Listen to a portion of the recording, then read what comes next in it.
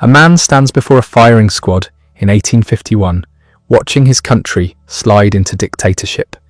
He could have stayed silent, kept his wealth and status, lived comfortably until a peaceful death. Instead, Victor Hugo chose exile, poverty, and 19 years on a windswept island where he would write the novels that changed literature forever. This is the story of how a poet became a revolutionary, and how one writer's defiance created books that still shake the world. February 26, 1802, Napoleon Bonaparte rules France with an iron fist, reshaping Europe through conquest and blood. In the garrison town of Besançon, eastern France, a child enters the world during one of history's most turbulent periods. His father, Joseph Leopold Sigisbert Hugo, is a general in Napoleon's army, a man of ambition who will rise to count and governor.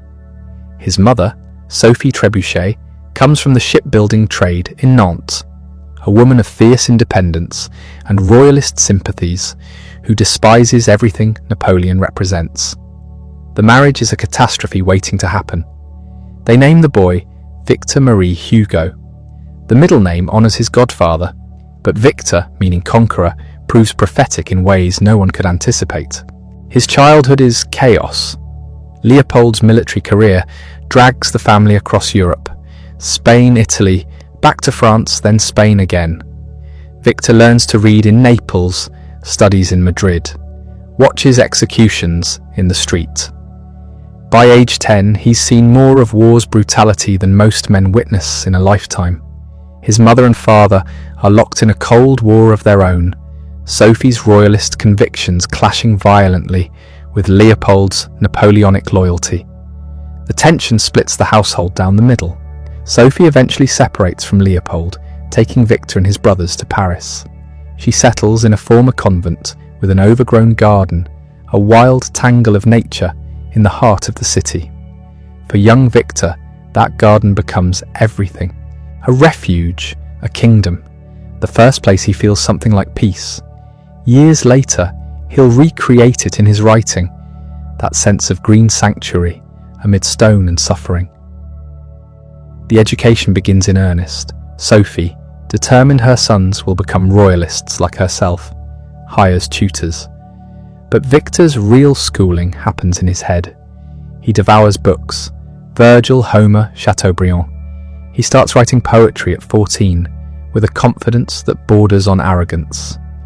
In his notebook, he scrawls a declaration that will become famous. I want to be Chateaubriand or nothing. Not like Chateaubriand, not inspired by him. To be him or cease to exist. At 15, he enters a poetry competition held by the French Academy. The judges assume the submission is from an established writer.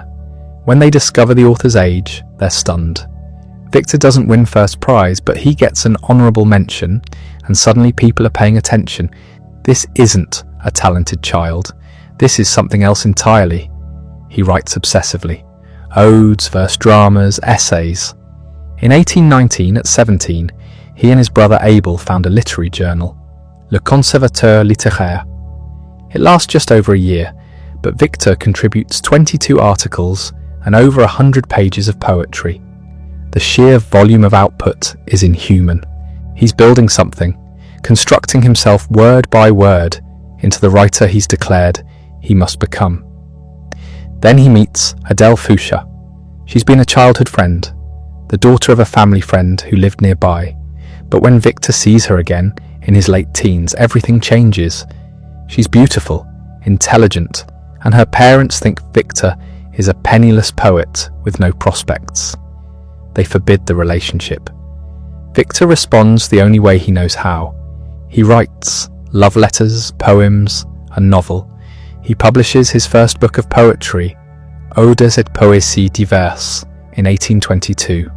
It's successful enough that King Louis XVIII, recently restored to the throne after Napoleon's fall, grants Victor an annual pension of 1,000 francs. Suddenly he has income, he has status, he's 20 years old. Adèle's parents relent. The wedding happens in October 1822, the same year Victor's mother dies. Sophie never sees her son married, never knows he'll name his first daughter after his wife. The loss cuts deep, but Victor has learned to transmute grief into art. It's a skill he'll need repeatedly. The marriage starts with genuine love. Adele and Victor are happy, sharing a cramped apartment in Paris, living on poetry and passion. She becomes pregnant almost immediately. Their first child, Leopold, is born in July 1823, but dies in infancy. The second, Leopoldine, arrives in 1824 and survives. Then Charles in 1826, François Victor in 1828, and Adele in 1830. 5 children in 8 years, while Victor writes at a pace that seems impossible. Because he's not just writing poetry anymore, he's becoming the leader of a movement that will tear French literature apart. Romanticism is sweeping across Europe, a revolt against the rigid rules of classical art. In England, Byron and Shelley are writing. In Germany, Goethe's Faust is reshaping what literature can be. But France remains locked in classicism, its theatre governed by unities of time and place, its poetry constrained by ancient Greek models. The French Academy guards these rules like sacred law. Victor Hugo decides the law must be broken.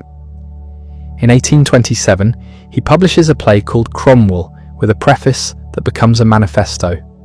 He argues that modern drama should mix comedy and tragedy, the grotesque and the sublime, just as real life does. Shakespeare, not Racine, should be the model. The rules are prisons, and art must be free. The Academy is scandalized. Critics call him a barbarian, but young writers rally to his banner. A circle forms around Hugo, meeting at his apartment to argue, debate, and plan the revolution. They call themselves the Cénacle, a brotherhood of artists determined to destroy the old world and build something new. The battle comes to a head on February 25th, 1830. Hugo's play Hernani premieres at the Comédie Française, the temple of French classical theatre. He's written a romantic drama that violates every rule the establishment holds sacred. The opening night becomes a war. Hugo's supporters pack the theatre. They arrive hours early, dressed flamboyantly, ready to defend the play with shouts and fists if necessary. Théophile Gautier wears a red vest that becomes legendary. When the curtain rises and the first lines break traditional metre, the classicists in the audience begin hissing. Hugo's supporters roar back approval. Every scene becomes a battlefield, applause and jeers crashing against each other like armies.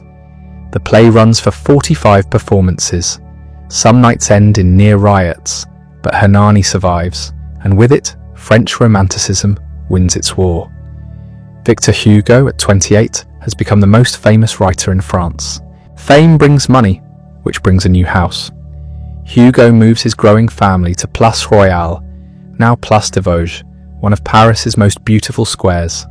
The apartment is enormous, and Hugo transforms it into a salon where artists, politicians, and intellectuals gather. He's at the centre of French cultural life, writing poetry that sells thousands of copies, plays that fill theatres, novels that captivate the public. But success creates its own problems. The pressure to produce never stops. Publishers want more books, theatres demand more plays, his family needs more money. And Adele, buried under childcare and household management, begins to feel like a stranger in her own life. Their marriage starts to crack. The passion fades into routine into resentment. Adele feels neglected, invisible. Victor is consumed by his work, his fame, his mission. He loves his wife, but he's married to his writing. In 1831, Hugo publishes Notre Dame de Paris, known in English as The Hunchback of Notre Dame. He's been contracted to deliver a historical novel, and he's months past deadline. The publisher threatens legal action. Hugo locks himself in his study, buys a bottle of ink and a grey knitted shawl that covers everything but his face, and refuses to leave until the book is finished.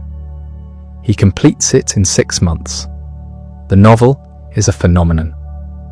It tells the story of Quasimodo, the deformed bell ringer of Notre Dame Cathedral, his love for the beautiful Esmeralda, and the corruption of Claude Frollo, the archdeacon consumed by obsession.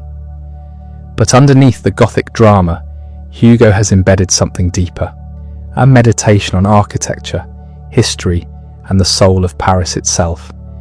He describes the cathedral in such loving detail that readers fall in love with the building. He argues that Gothic architecture is a form of writing, that before printing presses, humanity wrote its thoughts in stone. The book makes Notre Dame famous. Tourists flood the cathedral. The French government, which has been allowing the medieval structure to decay, suddenly realizes it's a national treasure worth preserving. A restoration begins that will last decades. Victor Hugo has saved a building through the power of fiction. But at home, the walls are closing in. Adele grows distant. The children sense the tension. And Victor, desperate for connection, makes a choice that will haunt him. In 1833, at a dinner party, he meets an actress named Juliette Drouet. She's beautiful, talented, and buried in debt from a series of disastrous relationships. She's also playing a small role in Hugo's new play. They begin an affair that will last 50 years until her death. Hugo doesn't hide it well. Paris knows. Adele knows. But this is the 19th century, and men of Hugo's class are expected to have mistresses. What's unusual is that Hugo falls genuinely in love. Juliette becomes his muse, his secretary, his companion. She copies his manuscripts, manages his correspondence, and saves every letter he writes her. Thousands of them, a complete record of their relationship. Adele, devastated, begins her own affair with one of Hugo's closest friends, the critic Sainte-Beuve. The betrayal cuts Victor deeply, but he has no moral ground to stand on. The marriage becomes a shell, maintained for appearances and the children's sake. They stay together but live separate lives under the same roof. Through all this chaos, Hugo keeps writing. Plays, poems, novels. In 1838, he publishes Ruy Blas, another theatrical triumph. He's elected to the French Academy in 1841 after multiple rejections, finally receiving the official recognition he's craved.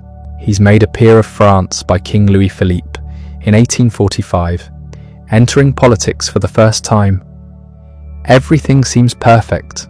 Fame, wealth, political power, a mistress who adores him, a wife who manages his household, 5 healthy children. Victor Hugo has conquered Paris. Then September 4th, 1843 arrives, and his world collapses. His daughter Leopoldine, 19 years old and recently married, drowns in the Seine. She's boating with her husband Charles when their vessel capsizes. Charles tries to save her, but her heavy skirts drag her under. He dives after her again and again until he drowns too. Both bodies are recovered the next day. Victor is travelling when it happens. He learns about his daughter's death by reading a newspaper in a cafe. The article is matter-of-fact, listing the victims' names. He reads his daughter's name among the dead. The grief destroys him. For years he can barely write. The man who produced thousands of pages annually falls silent. He fills notebooks with fragments, attempts at poems that go nowhere, sketches of his daughter's face. On every anniversary of her death, he writes a poem. They're raw, brutal in their honesty, a father's howl at an indifferent universe. But the silence can't last forever.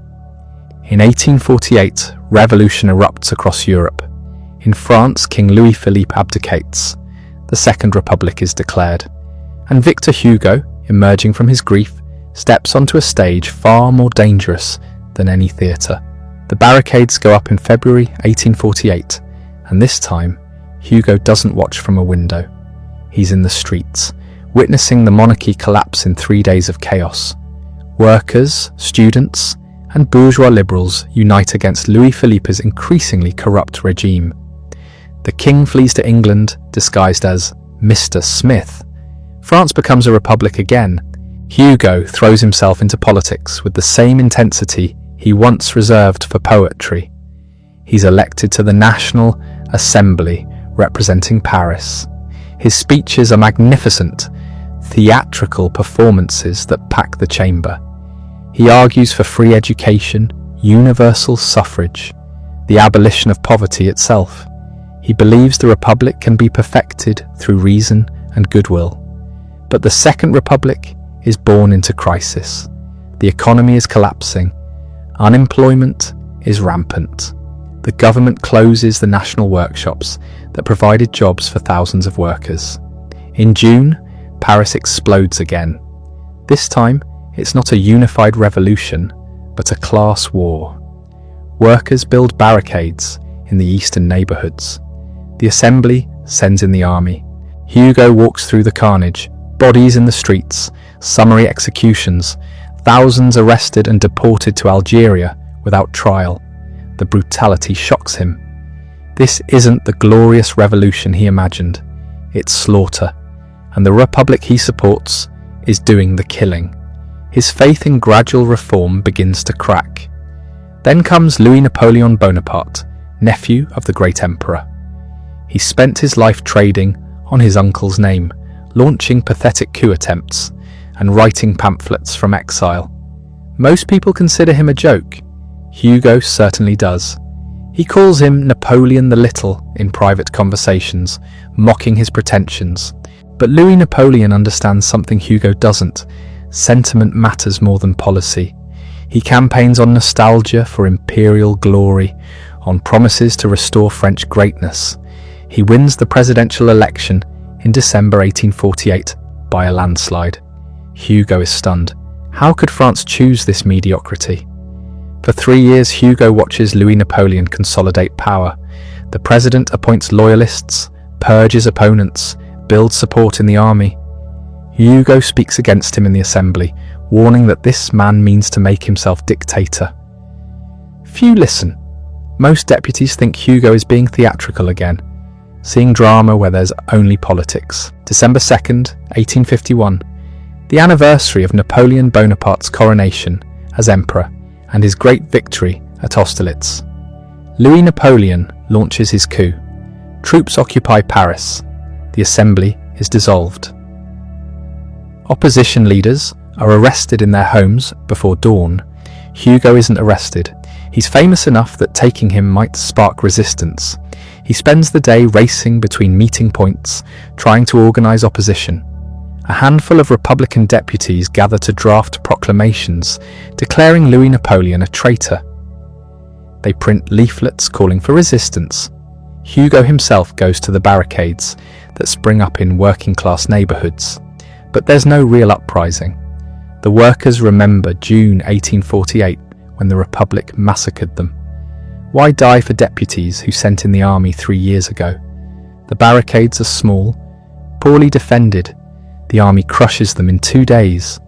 Hugo watches soldiers shoot an unarmed protester in the street. The man's last words, "Long live the Republic." The next day, Hugo's friends tell him he's on the arrest list. Leave now or face prison, possibly execution. Juliet has already fled, disguised as a worker's wife. Hugo's sons are in hiding.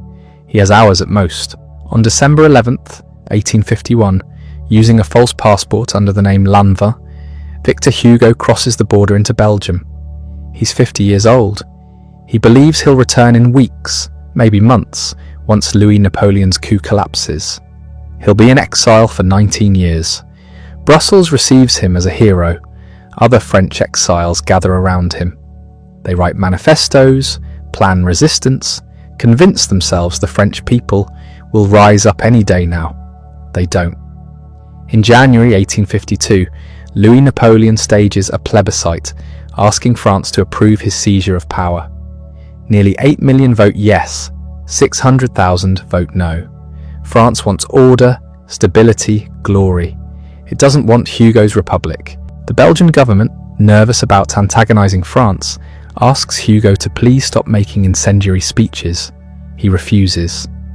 In 1852, Belgium expels him. He moves to Jersey, a British island in the Channel. Then Jersey expels him for attacking Queen Victoria's friendship with Napoleon III. as Louis Napoleon now calls himself after declaring the Second Empire. In 1855, Hugo moves to Guernsey, a smaller, more remote island where the British authorities leave him alone. Guernsey becomes his fortress. He buys Hauteville House with royalties from his books, still selling well despite his exile. He transforms the building into a Gothic fantasy, designing every room himself. Dark wood, carved furniture, medieval tapestries. His study is a glass box on the roof, where he writes standing at a desk, looking out at the sea and France beyond. The exile changes him. The man who loved salons and theatres now lives in isolation. His family joins him, but the house is tense. Adele still hasn't forgiven him. His sons are restless, bitter about their exile. His daughter Adele, named for her mother, is descending into mental illness that will eventually require institutionalization. Hugo establishes a routine rigid as clockwork. Wake at dawn, cold bath even in winter, write standing up until lunch, afternoon walk, always the same route, evening with family, reading aloud from whatever he's working on. He invites refugees to dinner every week, feeding dozens of exiles who've washed up on Guernsey with nothing. He becomes obsessed with spiritualism, attending seances where mediums claim to channel the dead. He believes he's spoken with his daughter Leopoldine, with Shakespeare, with Jesus Christ. His notebooks fill with transcripts of these conversations, strange and beautiful, and possibly mad. And he writes, not plays anymore. Those require theatres, audiences, actors. He writes what one man alone can create, poetry and novels. In 1853, he publishes a slim volume called Châtiments, Punishments. It's a sustained assault on Napoleon III, 400 pages of satirical verse calling the emperor a tyrant, a murderer, a clown. The book is banned in France, which only makes it more popular. Copies are smuggled across the border, passed hand to hand, read in secret. Then in 1856, he publishes Les Contemplations, Contemplations. It's his masterpiece in poetry. 2 volumes tracing his entire life through verse. The first volume covers the years before Leopoldine's death.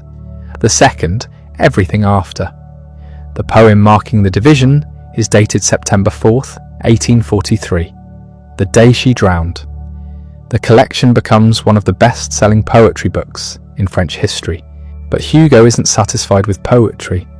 He wants to write the novel he's been planning for decades, the massive social epic about crime and redemption and the poor of Paris.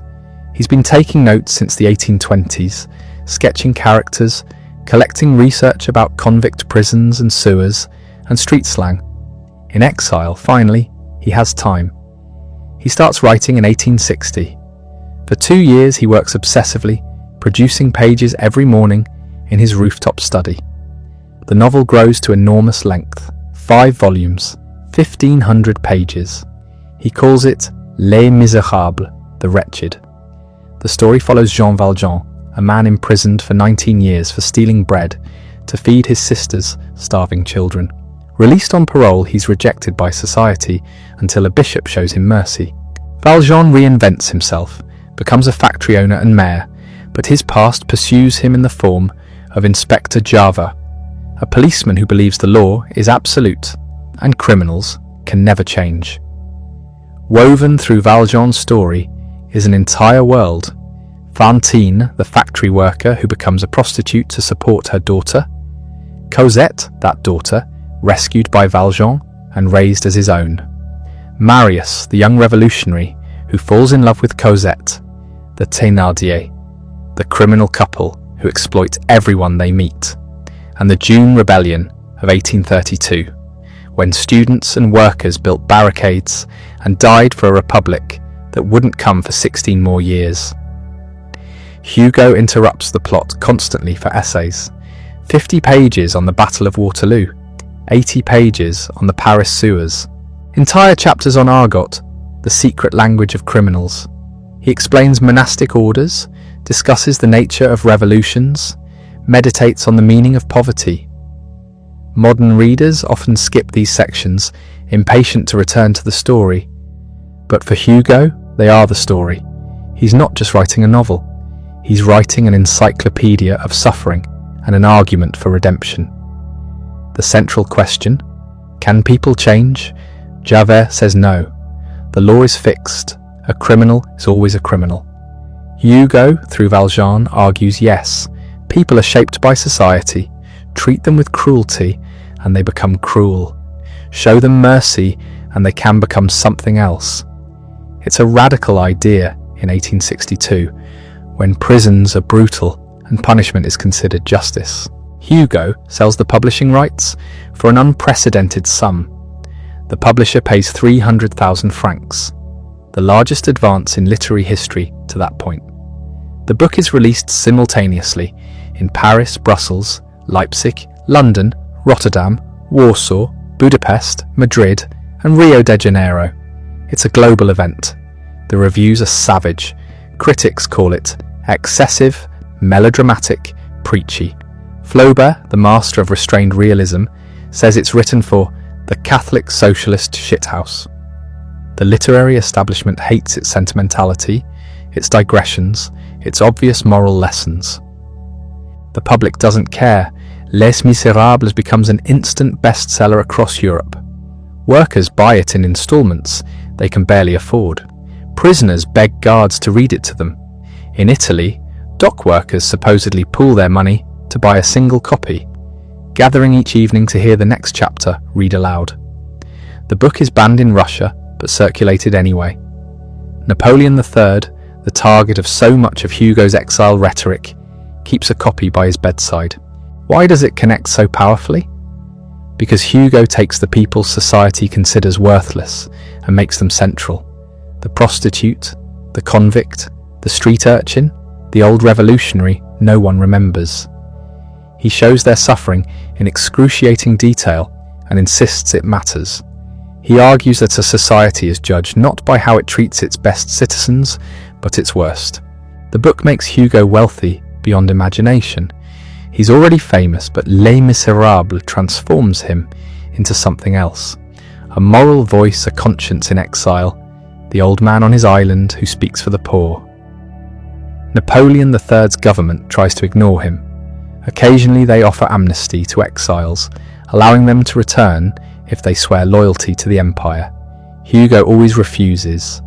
He'll return to France only when France returns to republican government. Each refusal is public, theatrical, a slap at imperial legitimacy. The years pass slowly on Guernsey. Hugo ages but doesn't soften. His hair goes white. His face becomes the craggy mask we recognise from photographs. He continues his routine, writing, walking, feeding refugees, attending séances. Juliet lives in a house nearby, still his companion after 30 years. Adele, his wife, maintains the household with cold efficiency. They're still married, but haven't shared a bed in decades. In 1868, his wife, Adele, dies in Brussels while visiting relatives. Hugo attends the funeral, but shows little emotion in public. In private, he writes in his journal that he's lost a sister, not a wife. Whatever they once had died long ago. Then 1870 arrives and history finally turns. Napoleon III, trying to maintain prestige, lets himself be provoked into war with Prussia. The French army is crushed. The emperor is captured at Sedan. Paris declares the Third Republic on September 4th, 1870, 37 years to the day after Léopoldine drowned. The very next day, Victor Hugo boards a train in Brussels. He's been in exile for 19 years. He's 68 years old. He's returning to Paris as the Germans march on the city. Thousands gather at the station to meet him. They unhitch the horses from his carriage and pull it themselves through the streets. People hang from windows, shouting his name. He's no longer just a writer. He's a symbol of resistance, of republican faith, of the France that refused to bow. Hugo stands in his carriage, tears streaming down his face, looking at the city he's dreamed about for 2 decades. Paris is starving. The Germans have surrounded the city. 4 months into the siege, rats sell for premium prices. The zoo animals have been eaten. Elephants from the Jardin des Plantes end up on restaurant menus as exotic meat. People boil leather shoes for broth. Hugo, who returned expecting triumph, finds himself trapped in a city slowly dying. He rents an apartment on the Rue de Clichy and immediately begins working. Not writing poetry or novels, writing propaganda. The government of national defense needs morale boosted, and Hugo throws himself into the task. He publishes manifestos calling for resistance. He speaks at public meetings, his voice still powerful despite his age. When the government proposes surrender, he argues against it with fury that shocks even his supporters. But he also does something more practical. He opens a soup kitchen. Every day, using his own money, he feeds hundreds of Parisians. The lines stretch around the block. Mothers bring children with distended bellies. Old men who fought in Napoleon's armies shuffle forward with empty bowls. Hugo serves them himself, ladling thin soup, refusing to let servants do what he considers his duty. The city holds out through winter. January 1871 brings capitulation. The Germans march through Paris in a victory parade. Hugo watches from his window, weeping with rage. He's lived long enough to see France defeated twice, once by herself and once by Prussia. The humiliation is total. Then something unexpected happens. The Paris Commune rises. The working people of Paris, furious at the government for surrendering, furious at being besieged and starved while the rich fled to safety, seize control of the city. They establish a revolutionary government. They declare Paris autonomous, socialist, free. The national government, now relocated to Versailles, prepares to crush them. Hugo's position becomes impossible. He supports a republican government. He hates monarchists and reactionaries, but he also fears mob violence and revolutionary excess. The Commune executes hostages, including the Archbishop of Paris. Buildings burn. Barricades go up in the streets exactly like 1848, exactly like 1832. He tries to mediate. He publishes appeals for reconciliation. No one listens. The Versailles government attacks Paris with its army. The Commune fights back. For 1 week in May 1871, Paris becomes a battlefield. Thousands die in street fighting. Government troops execute communards against walls, shooting them in batches. The communards, in their final hours, burn public buildings. The Tuileries Palace goes up in flames. So does the Hôtel de Ville, the city hall. Hugo watches his city tear itself apart and realizes something terrible. Les Misérables didn't prevent this. His decades of writing about justice and mercy changed nothing. The barricades he described with such romantic fervour in his novel became real again, and real people died on them, and the government slaughtered them anyway. 20,000 Parisians are killed in the suppression of the Commune. Thousands more are deported to penal colonies. Hugo, despite his reservations about the Commune's methods, speaks out immediately for amnesty. He argues that France cannot heal through revenge. He demands pardons for the communards, return of the exiles, clemency instead of blood. The government ignores him. Worse, the public turns hostile. Parisians, traumatized and exhausted, want order. They see Hugo's calls for amnesty as sympathy for murderers and arsonists. His popularity, so overwhelming when he returned, evaporates almost overnight. In July 1871, he's elected to the National Assembly. He travels to Bordeaux, where the Assembly's meeting temporarily. He gives one speech calling for amnesty and reconciliation. The right-wing deputies shout him down. They call him a communist, a traitor, an old fool. He walks out of the chamber and resigns his seat the next day. He's done with electoral politics. At 69 years old, he's fought for Republican government for half a century and watched it fail repeatedly. Democracy keeps giving way to empire or chaos or both. The people he championed keep either ignoring him or attacking him. He returns to his writing, but now there's another tragedy to bear. His son Charles dies suddenly in March 1871 at age 44. A stroke. Hugo is devastated. Charles was his eldest surviving son, the one who seemed stable and capable. Now only François Victor remains, and François Victor's health is failing. Hugo buries Charles in the Père Lachaise cemetery, the same cemetery where communards were executed against the walls just months earlier. The grief is overwhelming, made worse because his daughter Adele is still alive but insane, locked in an asylum, unable to recognize her own father. His family has been systematically destroyed. He moves to a house on the Rue Pigalle and continues working. The work becomes his only anchor. He publishes a book about the Commune called L'année terrible, the terrible year. It's poetry about the siege, the war, the revolution, the deaths. Critics dismiss it as too political, too angry, too unpolished. Hugo doesn't care. He's writing for himself now, processing grief the only way he knows how. François Victor dies in December 1873. Another stroke.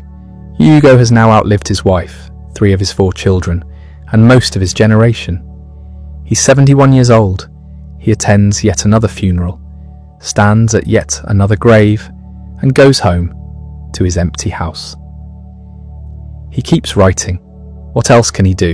In 1874, he publishes a novel called 93, set during the French Revolution, about the terror and the civil war in the Vendée. It's a meditation on violence and mercy, revolution and humanity. The central question it asks, over and over, is whether political goals justify murder. Hugo's answer, hardened by watching the Commune's suppression, is no, never. No cause is worth killing for, because the moment you kill, you become what you're fighting against. The book sells well, but doesn't achieve the cultural impact of Les Misérables. Times have changed. Readers want escape, not moral lectures about revolutions. Hugo is becoming a relic, a survivor from another era whose certainties seem increasingly out of place. But something strange begins happening in the late 1870s. As he ages, as his body weakens, as he becomes visibly mortal, public affection returns. People start to see him not as a political figure, but as a monument, a living connection to France's history. He knew Napoleon. He lived through every revolution. He embodies the entire turbulent century. On his 79th birthday in 1881, Paris throws him a celebration unlike anything France has ever seen for a living person. 600,000 people march past his house on the Avenue d'Eylau. 600,000. The parade lasts for 6 hours.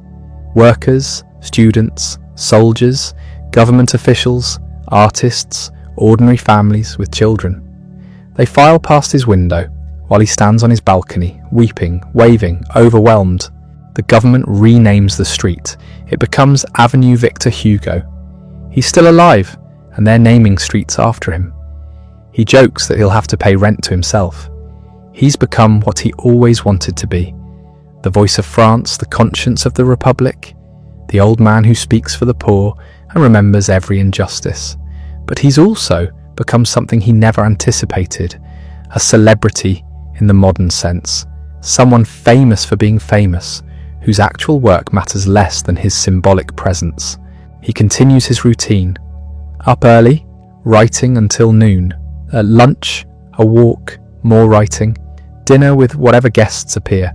He still feeds the poor every week. He still attends spiritualist séances.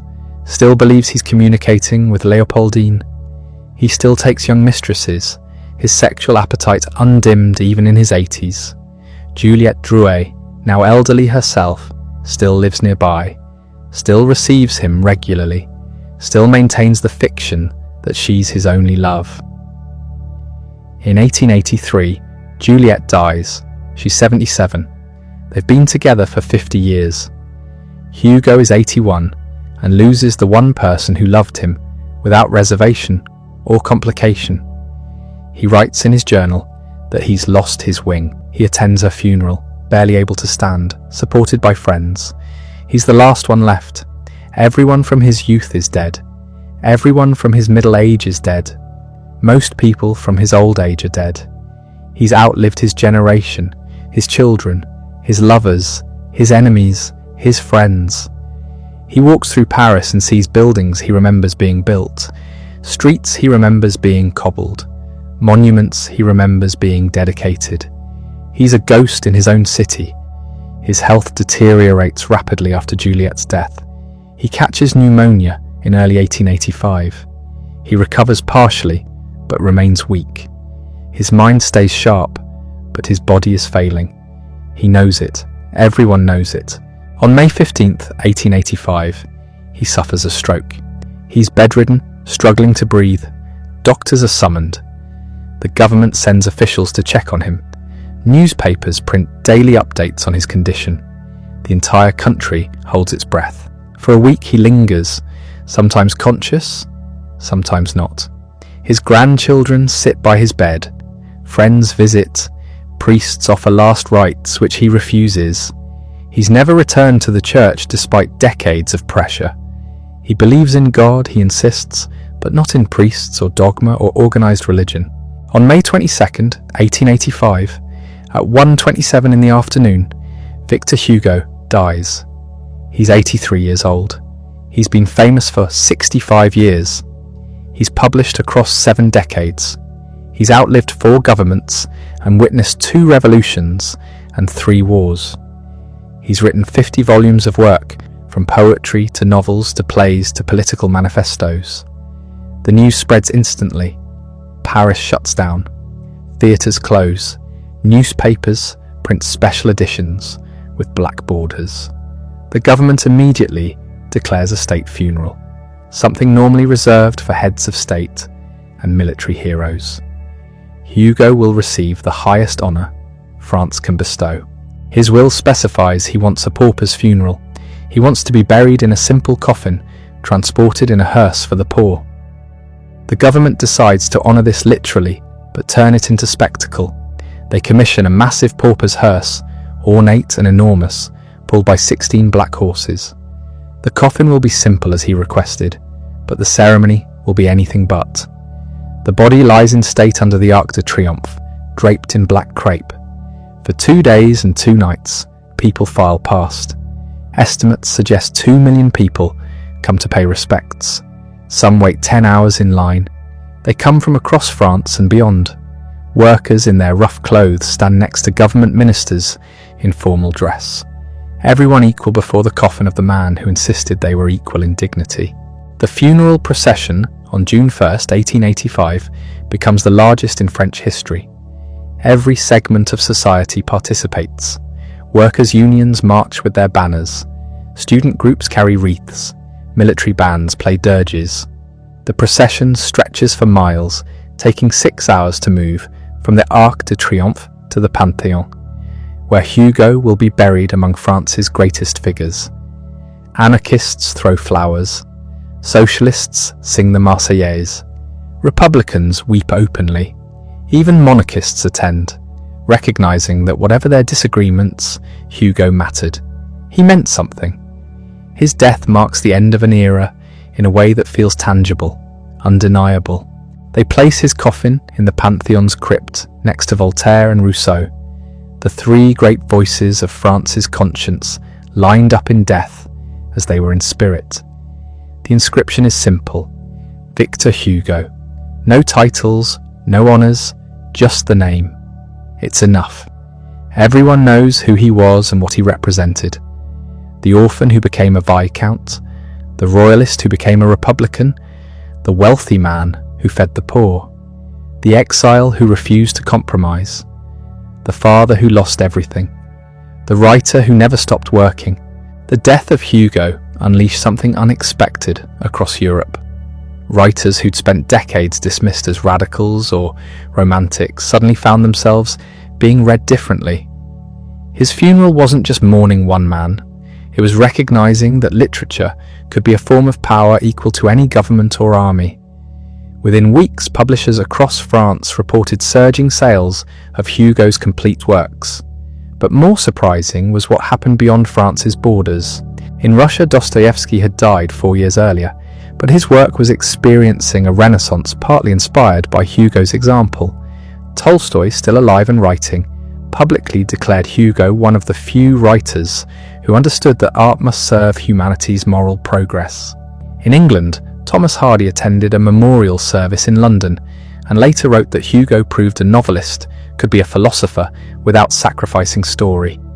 Even in America, where Hugo had never visited, newspapers devoted front pages to his death. Mark Twain published a tribute calling him the conscience of the 19th century. This wasn't celebrity mourning. Something deeper was happening. The idea that a writer could matter this much, could shape how millions of people understood justice and compassion and human dignity, was being validated on a scale never seen before. The novel as a form was being elevated from entertainment to essential cultural force. Within the pantheon itself, Hugo's presence changed the building's meaning. It had been built as a church secularized during the Revolution, turned back into a church under Napoleon, secularized again under the Republic. His burial there felt permanent in a way previous interments hadn't.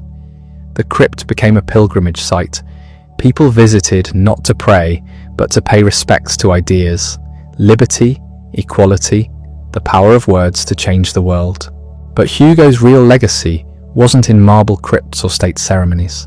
It was in what happened next in literature itself. The generation of writers who came after Hugo had grown up reading his work. They'd absorbed his techniques, his ambitions, his belief that novels could do more than tell stories. They could diagnose society's failures and imagine alternatives. Look at what emerged in the decades following his death.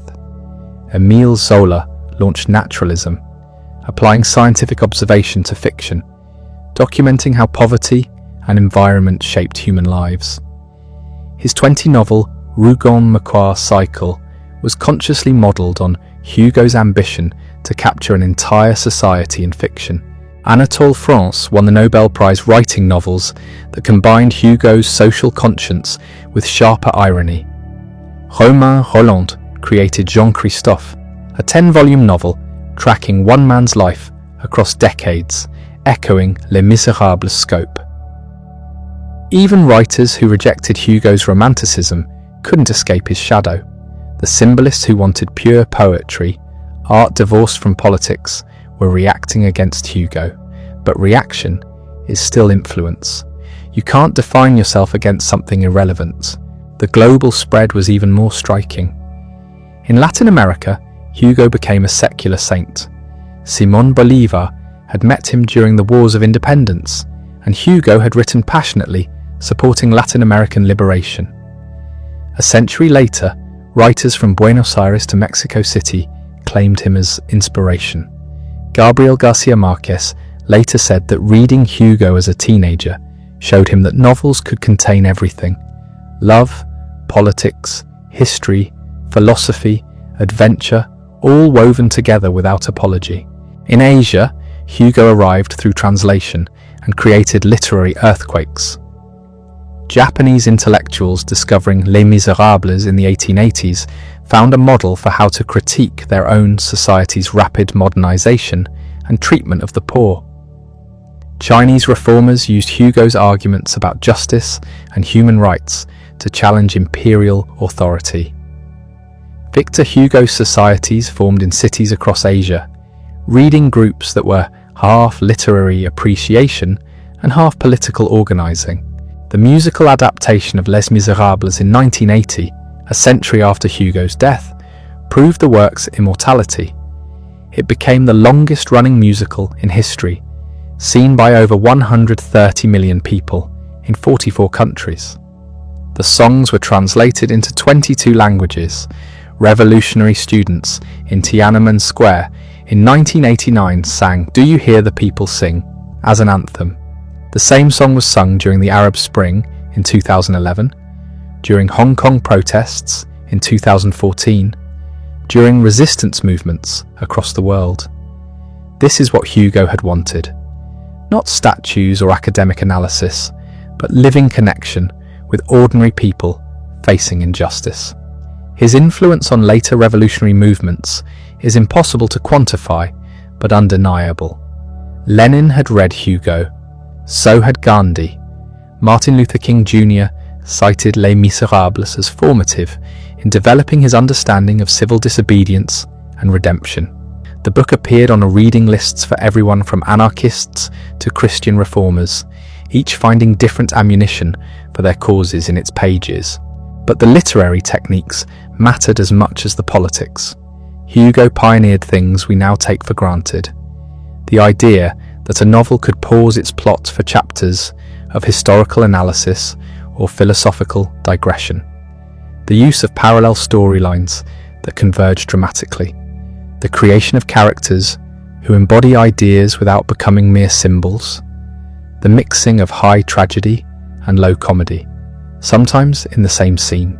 Modern fantasy literature owes him an enormous debt rarely acknowledged. Tolkien's hobbits living in the Shire, comfortable and provincial, then thrust into epic struggles between good and evil. That's the structure Hugo used. The orphan discovering hidden nobility, the fallen man seeking redemption, the small act of mercy that changes everything. These became fantasy tropes because Hugo made them work in realistic settings first. Crime fiction, similarly, carries his DNA.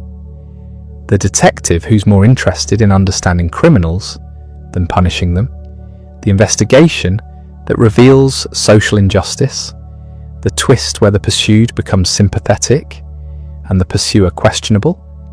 All of this runs through Hugo to Javert and Valjean into 1,000 police procedurals and legal thrillers. Even the concept of the blockbuster, the book everyone must read, the cultural event that transcends literature to become shared experience, Hugo established that. Before Les Miserables, books sold well or poorly. After it, publishers chased the mega hit, the book that would dominate conversation for months. We live in the world Hugo created, where a novel's success is measured not just in copies sold, but in cultural penetration. His failures are instructive too. The tendencies that made critics roll their eyes, the melodrama, the speeches, the coincidences, these became warnings for later writers. Show, don't tell. Trust your reader. Less is more. These mantras of modern writing workshops are partly reactions against Hugo's excesses. He taught by negative example what not to do, which is still teaching. The personal life, messy and complicated, also became template. The great writer with conventional public image and unconventional private reality. The family tragedies transforming into art. The exile using distance to see his country more clearly. The older artist refusing to rest on past achievements, always starting new projects, risking failure. This model of the writer's life, ambitious and tragic and productive until the end, that's Hugo's pattern repeated in 1,000 biographies since. His relationship with Juliette Drouet, 50 years of devotion despite never marrying, created a romantic template copied and analysed endlessly. The muse who's also partner, collaborator, first reader, protector. Their correspondence, thousands of letters, became a study in how creative partnerships function. She edited his work, managed his household during exile, copied manuscripts, offered criticism he'd accept from no one else. When she died 2 years before him, something broke in Hugo that never repaired. His final works have a darkness absent earlier, an acknowledgement that redemption has limits, that some losses can't be transformed into art or politics or meaning. The Hunchback of Notre Dame ended with Quasimodo dying on Esmeralda's grave, their skeletons intertwined. Hugo's last poems circle back to that image obsessively. Love and death intertwined, inseparable, the final truth after all the politics and philosophy. His relationship with his children's deaths never resolved. He wrote their names in his diary every day for 40 years after Leopoldine drowned. Every single day. The grief didn't fade or transform into acceptance. It remained, a wound he wouldn't let heal, because healing felt like forgetting. This refusal to move on, to find closure, is very modern. We understand now that some griefs don't resolve, they just become part of who you are. The posthumous publication of his final works revealed dimensions admirers hadn't suspected. Poems written in his 80s, exploring doubt, questioning God, confronting mortality without easy answers. A play left unfinished deliberately, as if completion would be dishonest. Notes for novels he'd never write. Ideas that would have taken him into psychological territory he'd avoided earlier.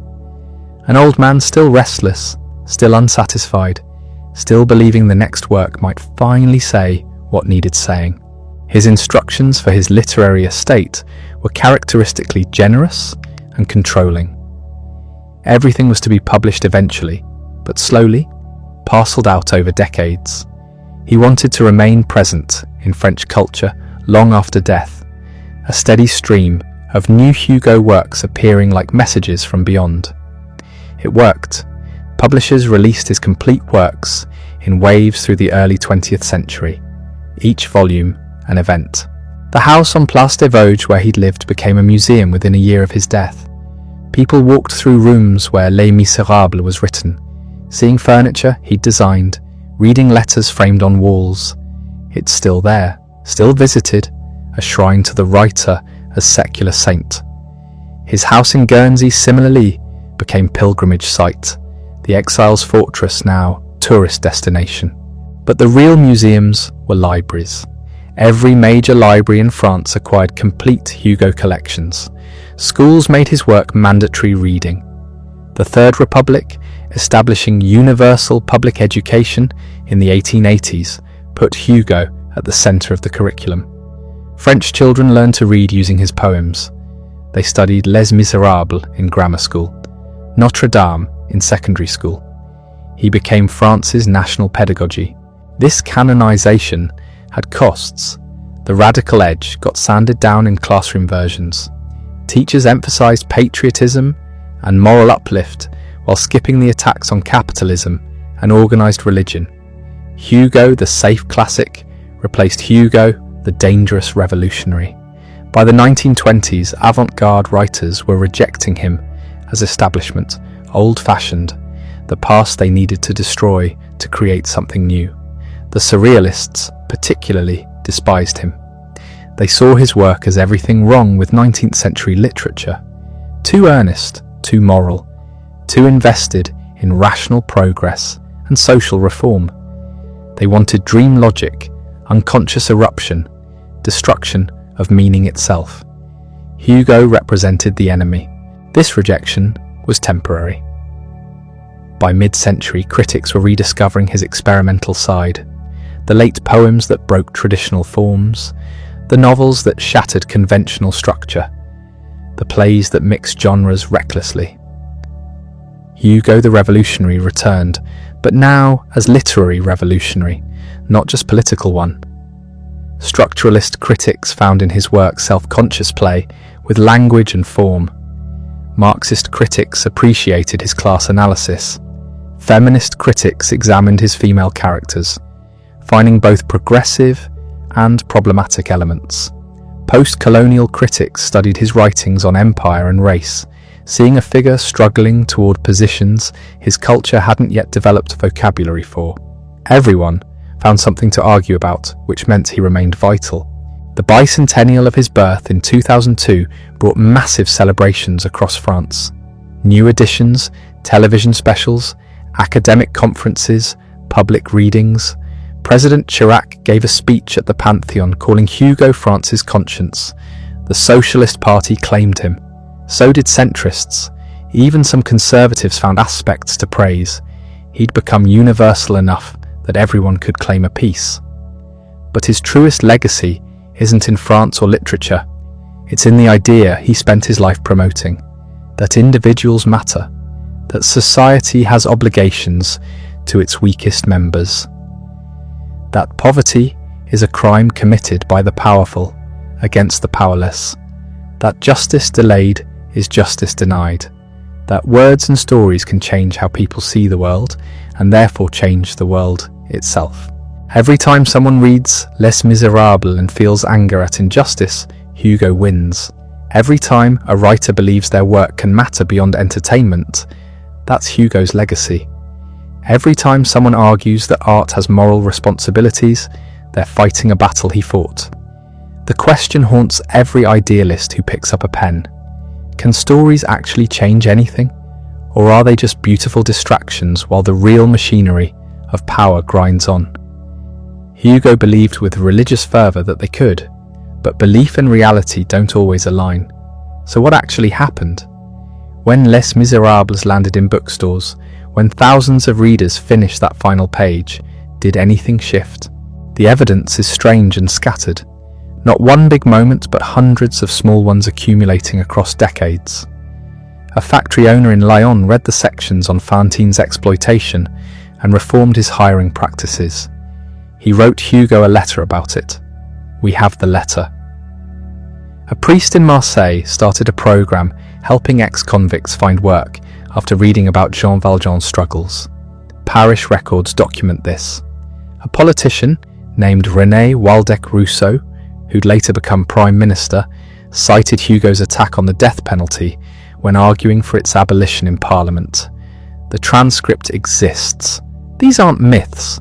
They're documented cases of one person reading words and choosing differently afterward. But measuring cultural influence isn't like measuring chemistry. You can't isolate variables. France was already moving towards social reform in the 1860s. Industrialization was creating new labor movements. Scientific socialism was gaining intellectual credibility. Would all that have happened without Hugo? Probably. Would it have happened the same way? That's the real question. What Hugo did was give abstract ideas emotional weight. Poverty wasn't a statistic anymore. It was Fantine selling her hair, her teeth, her body to feed a child she'd never see again. Injustice wasn't a concept for debate.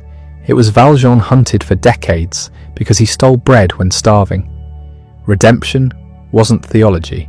It was a man choosing goodness despite every reason to choose cruelty. He made people feel things they'd only thought about before. That's different. That's dangerous. The novel became a weapon in political fights Hugo never anticipated. Socialists quoted it to argue for revolution.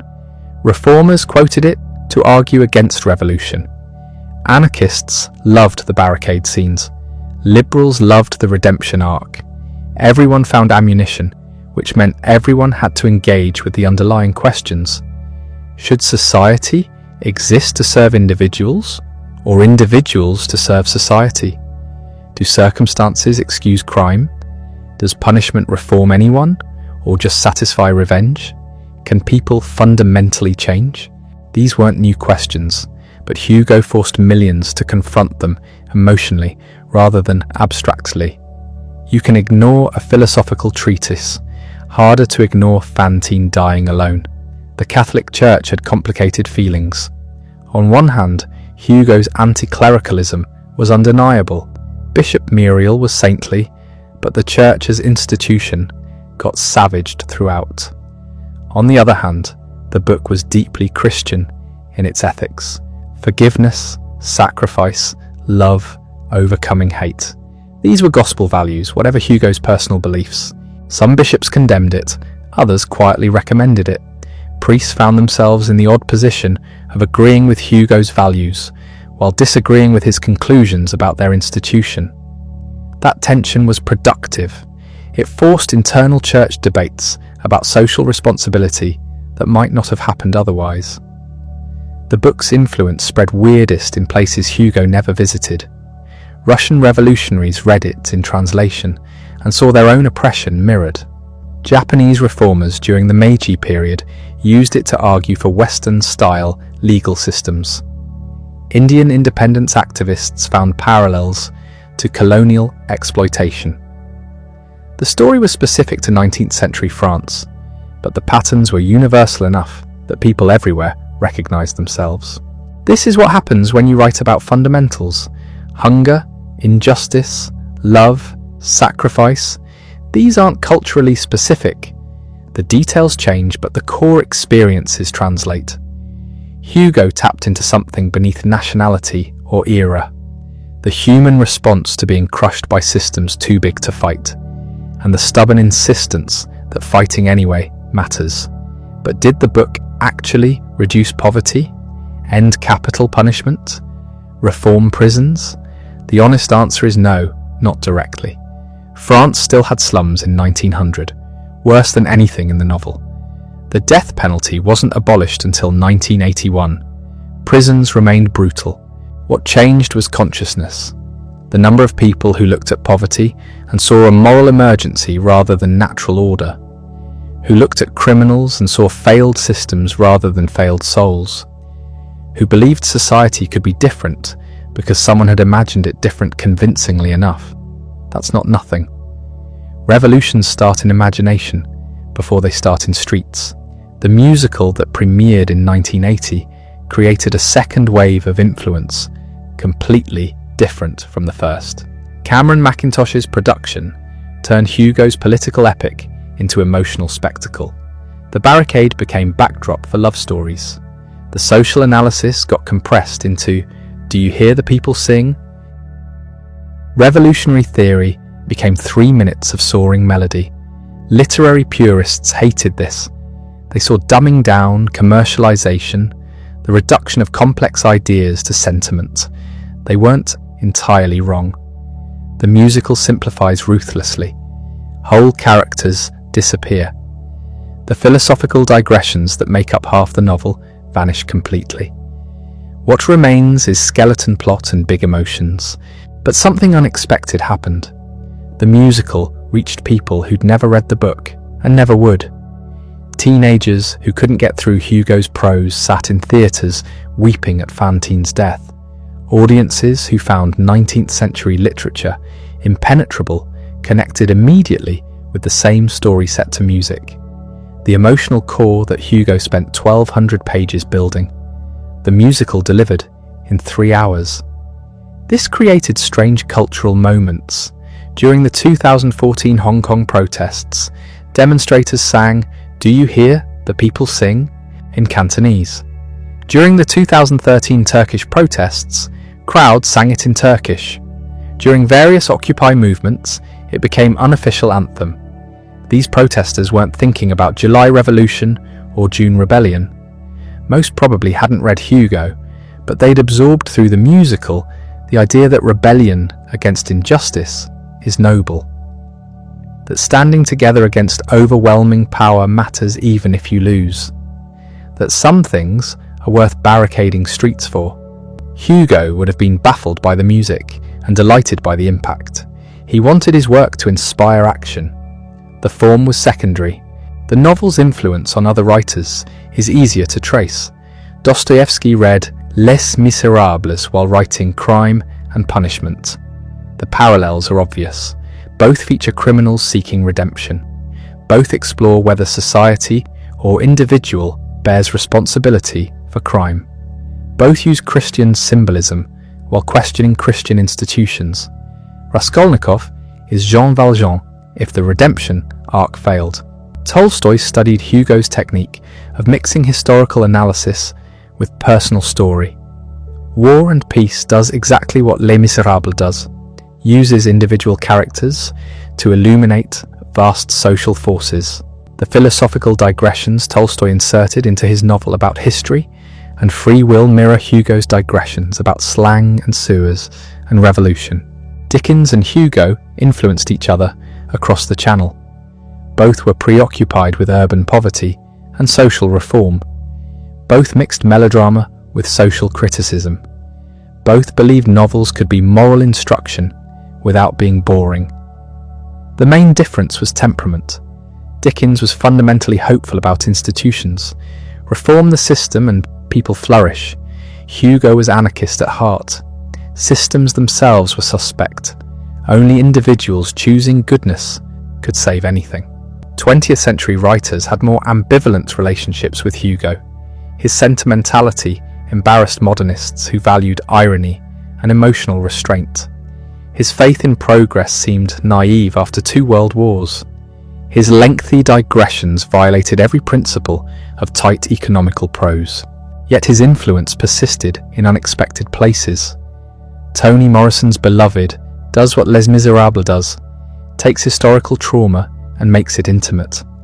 The Haunting of 124 operates like Hugo's sewers, a physical manifestation of buried history forcing its way up. Morrison's refusal to simplify or resolve echoes Hugo's refusal to offer easy answers about revolution and violence. Salman Rushdie's Midnight's Children uses Hugo's technique of individual lives embodying national history. Salim Sinai, born at the exact moment of Indian independence, functions like Hugo's characters, embodying specific aspects of French society. The personal and political completely intertwined. Even writers who rejected Hugo's style absorbed his ambition. The idea that a novel could be comprehensive, could include everything: history, philosophy, social criticism, romance, adventure, comedy, tragedy. That fiction's job was to capture the totality of human experience, not just one refined slice. Maximalism as aesthetic choice traces directly to Hugo, the confidence that more is more. That digression enriches rather than distracts. That readers can handle complexity and density if the underlying story compels them forward. Every 700-page contemporary novel owes something to Les Miserables, proving readers would stick with such a thing. But influence isn't always positive. Hugo's sentimentality enabled bad writing for generations. His tendency toward melodrama gave ammunition to critics who dismissed socially conscious literature as propaganda. His faith that virtue would triumph if fully depicted led to naive art that collapsed on contact with reality. The question isn't whether Hugo influenced culture. Obviously, he did. The question is whether that influence made things better, whether the world is improved by having Les Miserables in it. Impossible to prove definitively, but consider this. Every person who read the novel and felt their heart break for Fantine, every reader who finished and thought maybe people deserve second chances, every teenager who encountered Jean Valjean and realized goodness requires choosing it repeatedly, not just once, every activist who found courage in the barricade scenes even knowing those students lost. Those are real effects, in real minds. They accumulate. Culture shifts not through single catalytic moments, but through thousands of individual changes in perception and priority. Hugo gave people a story to carry, a framework for understanding their own experiences of injustice, a vocabulary for talking about poverty as moral failure of society rather than moral failure of poor people, a narrative proving that redemption is possible, that systems can be resisted, that individuals matter even when crushed by history. These ideas existed before Hugo, but he gave them form that could lodge in memory and shape behaviour. That's not small. That's what art does when it works. It doesn't change the world directly. It changes people who then change the world incrementally. The French Third Republic, established after Napoleon III's fall, embraced Hugo's vision of secular democratic republicanism. The separation of church and state he'd advocated became law. Universal education he'd demanded became reality. The social safety nets he imagined began materializing, not because politicians read Les Miserables and reformed, though some did, but because the culture had shifted enough that these ideas seemed obvious rather than radical. Hugo helped create the conditions for that shift. He wasn't alone. Zola contributed, so did dozens of other writers and activists and politicians whose names are forgotten. Social change is collective, but Hugo's voice was loudest and reached furthest. By the time of his death, the changes he'd advocated his entire life were becoming normal. Not completed, not perfected, but directionally correct. France was stumbling toward becoming the country he'd imagined in his fiction and demanded in his speeches. He didn't live to see most of it. The Third Republic was only 5 years old when he died.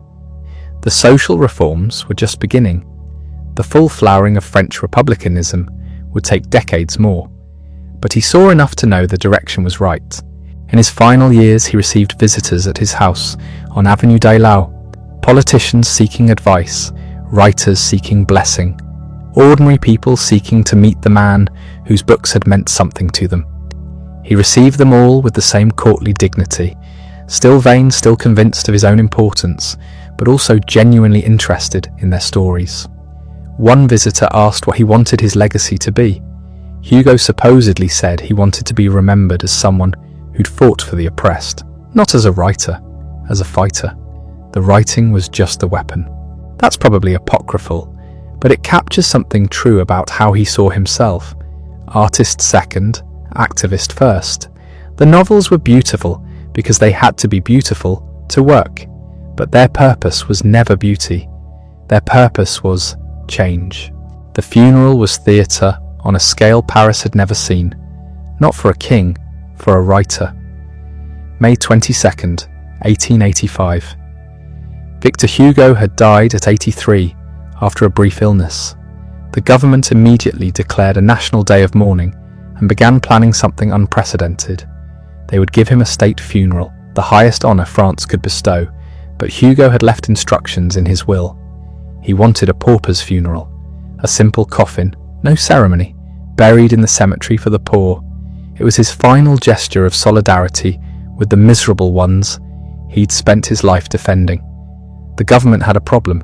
They couldn't ignore his wishes entirely, but they also couldn't let the greatest writer in French history be buried like a pauper. The compromise was typically French, elaborate and simple. I see. They would honour the spirit of his request, while creating spectacle anyway. His body lay in state beneath the Arc de Triomphe, draped in black crepe. But the coffin was indeed a pauper's coffin. Simple wood, exactly as he'd requested. The juxtaposition was deliberate. The humble coffin under the monument to military glory. The writer who'd spent decades attacking war, honoured at the shrine to French martial pride. It worked because it was contradictory. 2 million people filed past to pay respects, half the population of Paris. The line stretched for miles. Workers stood alongside aristocrats. The poor he'd written about mourning alongside the literary establishment he'd dominated. Children were lifted up to see. Women wept openly. Men removed their hats and stood in silence. For 3 days, Paris was a city of mourners. The funeral procession itself was 12 hours long. Every literary society, every political club, every workers' organisation sent delegations. School children marched in formation. Veterans of 1848 walked alongside veterans of the Commune. Old revolutionaries whose causes had failed, but who recognised Hugo as one of their own. Foreign delegations came from across Europe and beyond. Italy sent representatives. So did Spain, Belgium, England. Latin American countries whose independence movements Hugo had supported sent wreaths and tributes. It wasn't just France mourning, it was everyone who'd read his books and felt less alone. The procession moved through Paris at walking pace. Crowds lined every street. Buildings were draped in black. Businesses close. It was less like a funeral than a coronation in reverse, a nation acknowledging that this man had mattered more than most politicians, more than most generals, more than almost anyone. They buried him in the Pantheon, the great domed building in the Latin Quarter, where France entombs its immortals. Originally a church, it had been secularized during the Revolution, turned back into a church, secularized again. Hugo's burial there was deeply symbolic. He'd fought his entire life for secular republicanism. Now he rested in what had been a church, but was now a temple to human rather than divine greatness. His tomb sits alongside Voltaire and Rousseau, the Enlightenment philosophers whose intellectual grandchildren he'd been. Later they'd add Zola and Dumas and others, but in 1885 Hugo joined, the trinity of French secular saints. The inscription on his tomb is simple: Victor Hugo. No titles, no dates, no description. Just the name. Everyone knew who he was. What does it mean? that 2 million people attended a writer's funeral, that governments negotiate how to honor someone who made things up for a living? Literature doesn't usually command that kind of public devotion. Politicians get state funerals. Military heroes get parades. But writers? We put them in the culture section and move on. Hugo's funeral suggests something different, that stories matter, that the person who gives a nation its mythology, who articulates its values, who creates the language through which people understand themselves, that person is as important as anyone who ever held power. Maybe more importante. NT, because power is temporary, but stories last. The Third Republic used Hugo's funeral to legitimize itself. Look, they were saying, this is who we honor. Not emperors, not generals. A man who wrote books and fought for justice. That's what this republic values. It was propaganda, but effective propaganda because it was also true. They really did value what Hugo represented. The secular education reforms were already underway. The social safety net was expanding. The political principles he'd advocated were becoming law. His funeral was both tribute and mission statement. This is what we're building. A country where the writer matters as much as the warrior. Where ideas compete with armies. Where justice is the goal, not glory. They didn't achieve it. The Third Republic would face scandal, instability, colonial atrocities, and eventually collapse under German invasion. But the aspiration mattered. Hugo's funeral announced what France wanted to be, even if it kept failing to get there. The international response revealed something else. Hugo's influence had escaped France entirely. Translations of Les Miserables existed in dozens of languages. People in Russia, America, China, Japan had read his novels. They didn't all care about French politics or the Commune or Napoleon III, but they cared about Jean Valjean. They cared about Quasimodo. They recognized something universal in Hugo's particular French stories. The funeral made global news. Papers in New York, London, Buenos Aires, Melbourne ran front-page coverage. Not because Hugo had done anything in those countries. Bexy, his books had reached readers there and changed how they thought. Literature's power is strange. A politician's influence ends when they leave office. A general's victories fade into history.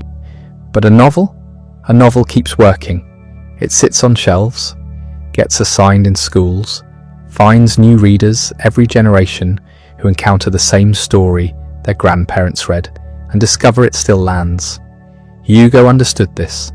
He'd written in his preface to Les Miserables that as long as poverty and ignorance exist, books like his would be necessary. Not because they'd solve those problems, because they'd keep the problems visible, keep people caring, keep the pressure on systems to reform. He was right. Les Miserables is still necessary. We still have poverty. We still have people crushed by systems TIs don't care. We still need stories reminding us that those people matter, that systems can change, that individuals have dignity regardless of what society says. The novel hasn't fixed anything, but it's kept the conversation alive for 160 years. That's not nothing. The funeral also revealed Hugo's complicated relationship with his own ego. He'd requested a pauper's coffin, genuine humility mixed with awareness that the gesture would be noticed and admired. He'd spent his life cultivating his image as champion of the oppressed while also enjoying wealth, fame, and the company of powerful people. The contradictions never resolved. He was simultaneously sincere and theatrical, genuinely committed and deeply vain. But maybe that's necessary. Maybe changing culture requires that kind of ego. Someone has to believe their voice matters enough to keep speaking for decades. Someone has to think their stories are important enough to demand the world's attention. Humility doesn't write Les Miserables.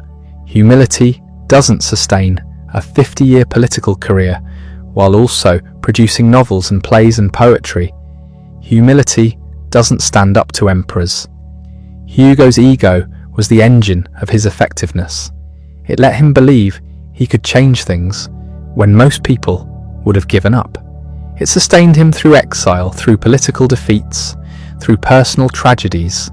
It made him insufferable sometimes, but it also made him consequential. After the funeral, after the crowds dispersed and Paris returned to normal, the question remained: what had Hugo actually accomplished?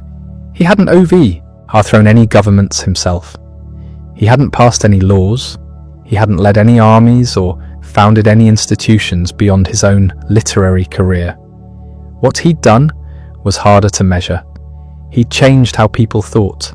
Not everyone, not completely, but enough people, enough of the way that France after Hugo was different from France before him. The novel as social weapon. That was his innovation.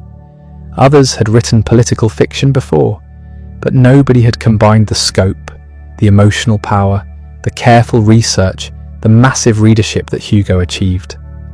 He proved you could reach millions of people with complex ideas about justice and society by wrapping those ideas in story.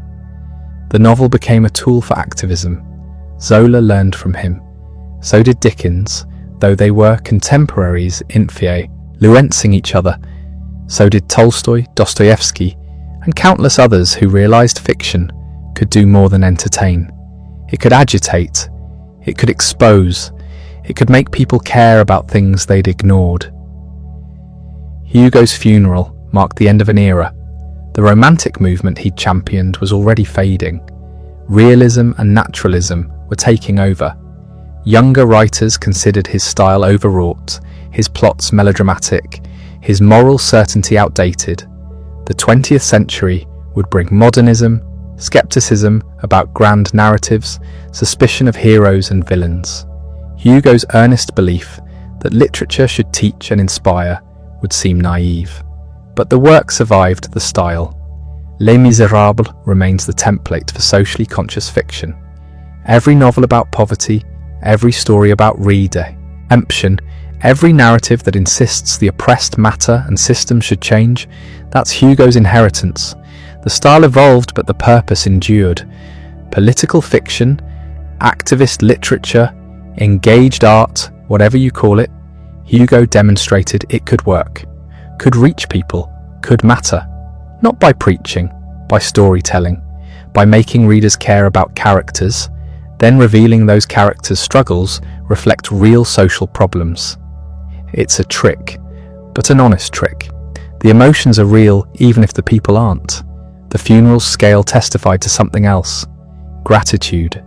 People were grateful to Hugo, grateful he'd written their experiences, grateful he'd fought their fights, grateful he'd given them language for their anger and hope for their struggles, grateful he'd insisted hey mattered when society said otherwise. 2 million people don't attend a funeral out of obligation.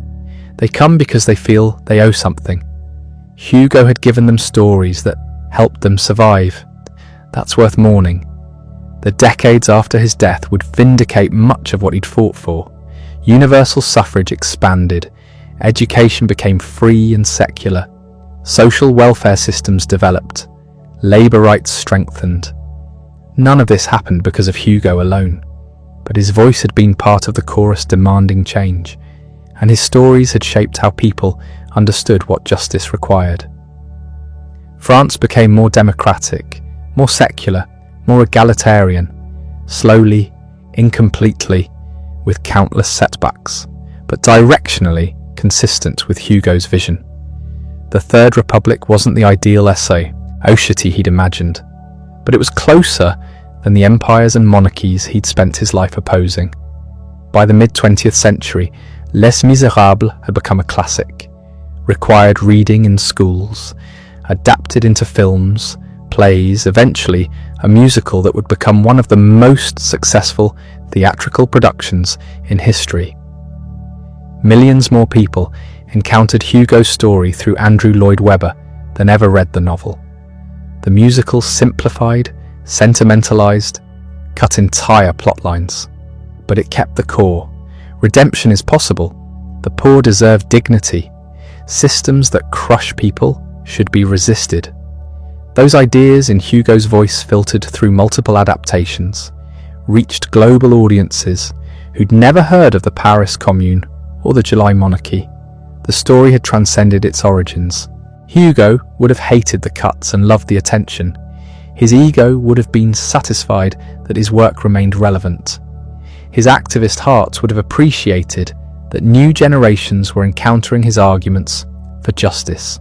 The contradictions would have persisted, but so would the impact. What survives a writer? The books, obviously, but also the changed landscape they created. Hugo didn't just leave novels behind. He left a tradition, a model for how literature can engage with injustice, a demonstration that commercial success and artistic ambition and political commitment aren't mutually exclusive.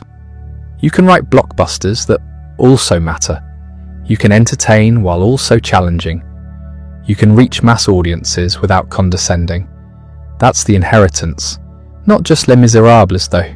That alone would be enough. But the entire career.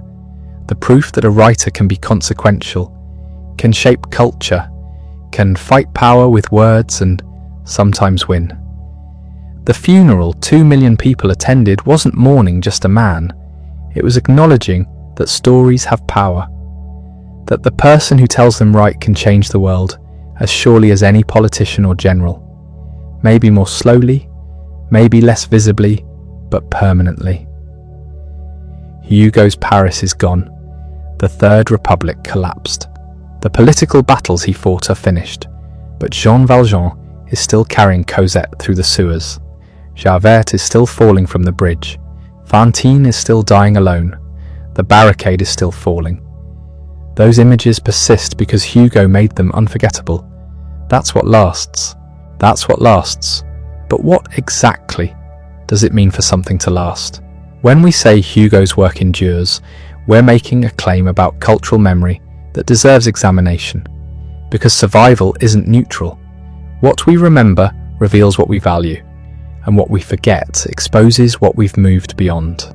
Consider which parts of Hugo's massive output actually survived.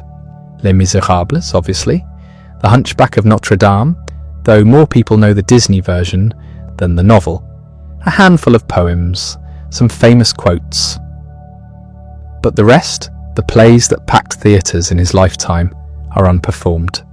The political essays that caused international scandals are unread. 93, his final novel about the French Revolution, is studied by scholars and ignored by everyone else. Bug Jargal, his early abolitionist novel, is barely remembered despite addressing slavery decades before it became fashionable. This isn't failure, it's how cultural memory works. Each generation decides what it needs from the past. Hugo's 19th century readers needed his entire output, the political commentary and social analysis and historical fiction. They were living through the questions he addressed. We're not. We keep what still speaks to us and let the rest fade. That's not disrespect, it's selection. What we've kept reveals something interesting. We remember Hugo's stories about individuals crushed by systems. Jean Valjean and Quasimodo are immortal because they represent something we still recognize. The person destroyed by social machinery they didn't create and can't control. That resonates across centuries because the basic dynamic hasn't changed. The specific systems are different, but the experience of being ground up by forces larger than yourself remains universal.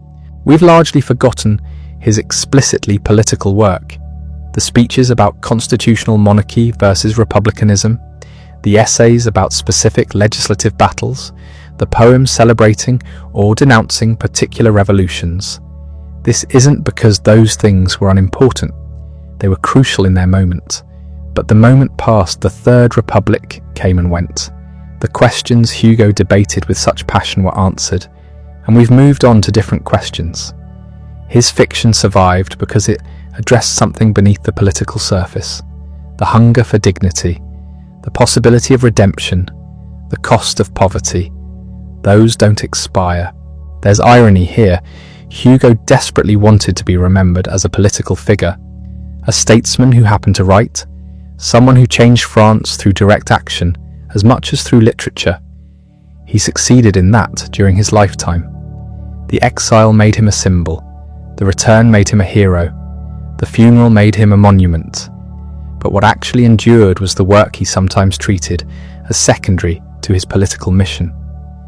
The novels outlasted the speeches, the characters outlasted the causes. Literature trumped politics after all. This would have frustrated him, and he would have been wrong to be frustrated, because his literature was political, just not in the way he thought. Les Misérables didn't change specific laws, but it changed how readers thought about poverty, crime, punishment, redemption. That's deeper than legislation.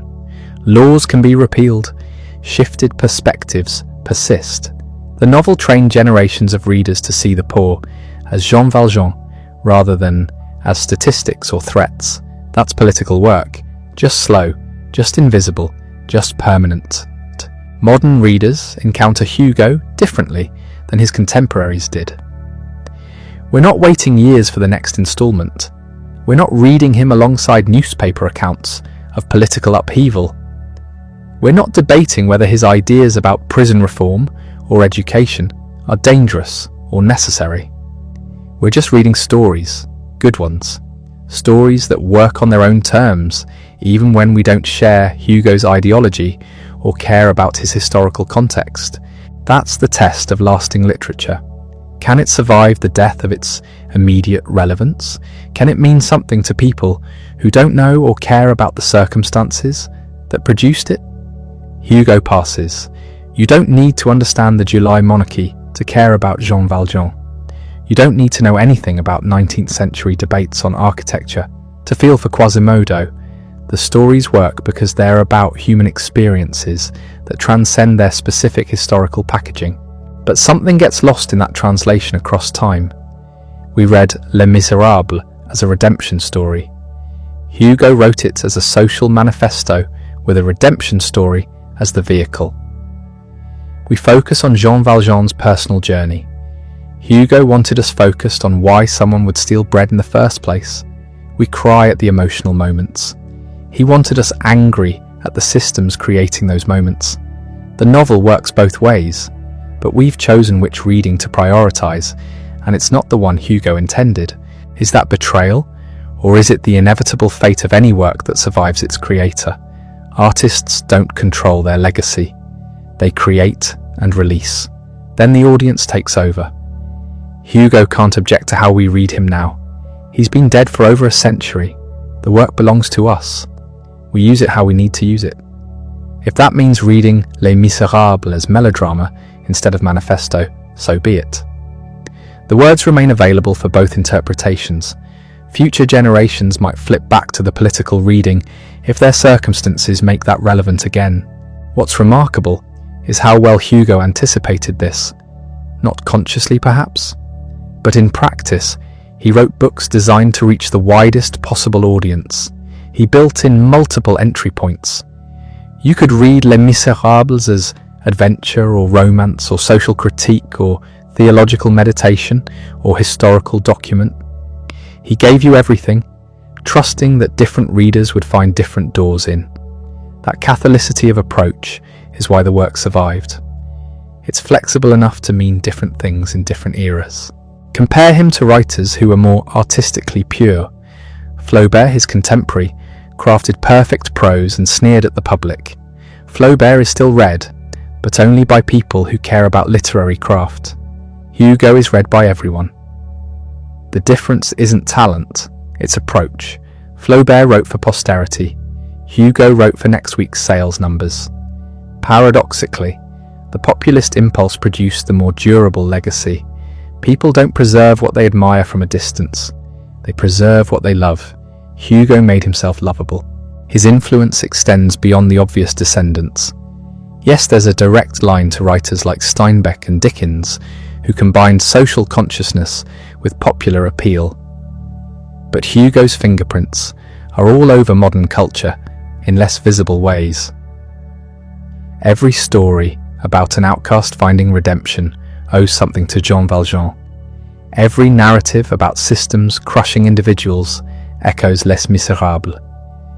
Every moment when popular entertainment tries to say something serious about injustice is walking a path Hugo cleared. The musical is the clearest example of this ongoing influence. When it premiered in 1985, critics hated it. Too sentimental, too melodramatic, too much. The public disagreed. The show became a global phenomenon, running for decades, seen by millions. It's now among the longest-running and highest-grossing productions in theatre history. Why? Because it delivered what Hugo delivered. Big emotions, clear morality, spectacle combined with substance. The suggestion that ordinary suffering matters. That's the Hugo formula, and it still works. There's something almost vindictive about this. Hugo was dismissed by serious critics in his lifetime as too commercial, too crowd-pleasing, too emotional. The same criticisms were levelled at the musical adaptation. Both succeeded anyway. Both proved that popular and meaningful aren't opposites. Both demonstrated that you can give audiences what they want while also giving them what they need. The critics were wrong in 1862 and wrong in 1985 for the same reasons. What doesn't survive is often as revealing as what does. Hugo's worst impulses have been quietly forgotten.